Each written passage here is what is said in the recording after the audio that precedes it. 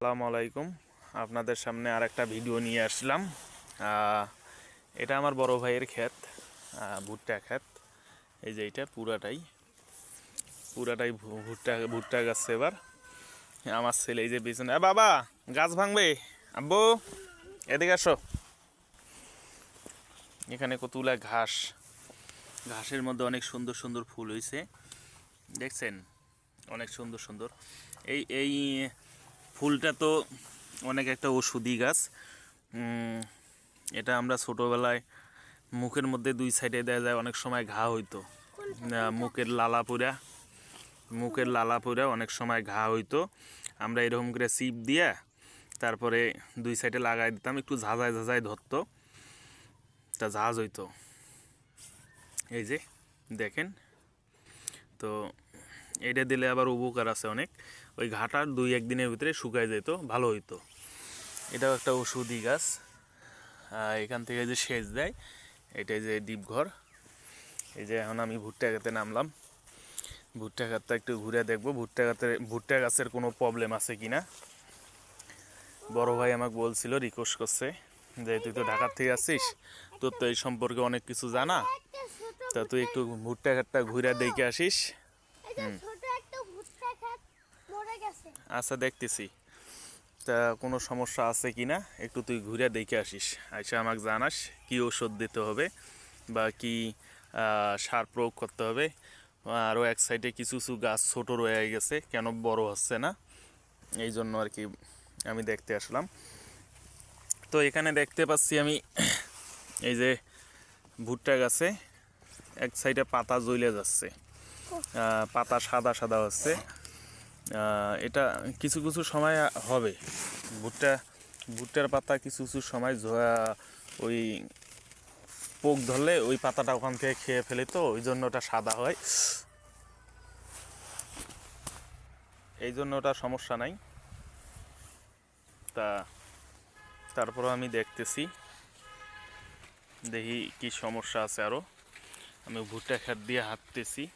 ভুট্টা গাছে এখনও হাঁটু পর্যন্ত হয়েছে, তারপরেও ভিতরে অনেক সময় যে মাকড়সা ধরে, এই মাকড়সার জন্য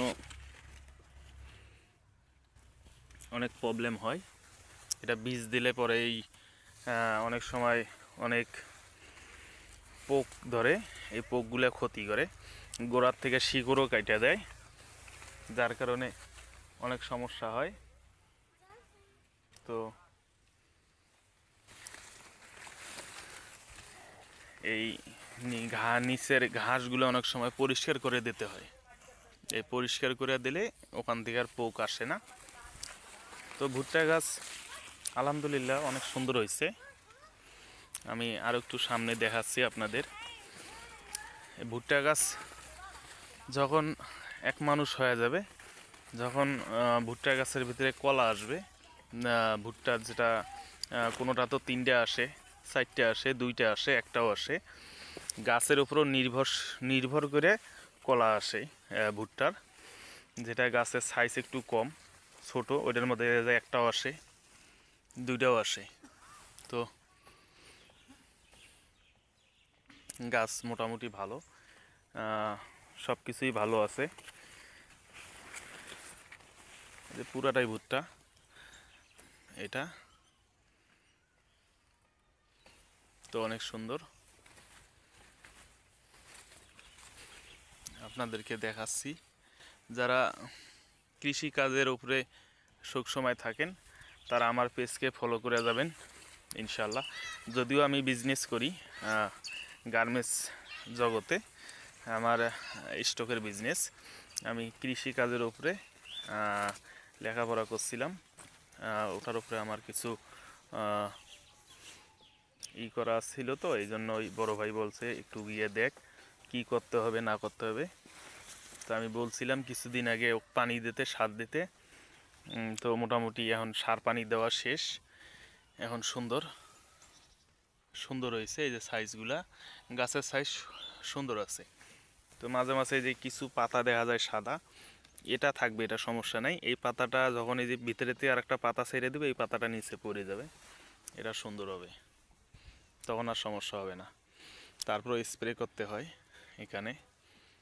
দেখা যায় 15 দিন 10 দিন পর পর স্প্রে করতে হবে।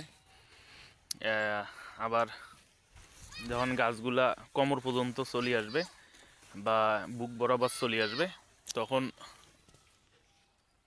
ওই বুক বরাবর চলে আসলে তখন দেখা যায় গোড়ার থেকে মাটি দিতে হবে। দুই সাইডে এই যে দেন ফাঁক রাখছে, এই ফাঁকের মাটিগুলো এই দুই সাইডের থেকে মাটিগুলো একদিক এই দিক দিবে, এই দিক দিয়ে গোড়াগুলা শক্ত করে দিতে হবে। গোড়াগুলা শক্ত করে দিলে তখন আর গাছ বাতাসে পড়ে যাবে না। কারণ ভুট্টা গাছের মূলত আগাটা সবসময় অনেক ভার থাকে, ওজন হয়। ওজন হওয়ার কারণে এগুলা পড়ে যাবে বাতাস হইলেই, তখন আপনি ভুট্টা ভালো পাবেন না। এই জন্যে শক্ত করে মজবুত করে একটু ফাঁক বেশি রেখে ভুট্টা বুনলে মূলত ভালো হয়। উনি পর্যাপ্ত পরিমাণ ফাঁক রাখছে, দেখা যায়। এই যে আমার বড় ভাই, আমি বলছিলাম তো, ওই জন্য পর্যাপ্ত পরিমাণ ফাঁক রাখছে এখানে, তাইলে কলাটা ভালো হবে। এই ফাঁকটা পুরোটাই দুইটা মাটি সরায় এদিক দেবে ওই দিক দেবে। তো আপনারা আমার পেজকে ফলো করবেন ইনশাআল্লাহ। আপনাদের কোনো শিক্ষামূলক যদি কোনো জানার কিছু থাকে আমার কমেন্টে জানাবেন, আমি আপনাদেরকে সবসময় ভালো পরামর্শ দিয়ে থাকবো ইনশাআল্লাহ। বিনা টাকায় চিকিৎসা করব ইনশাআল্লাহ। আসসালামু আলাইকুম ওয়া রাহমাতুল্লাহি ওয়া বারাকাতুহু।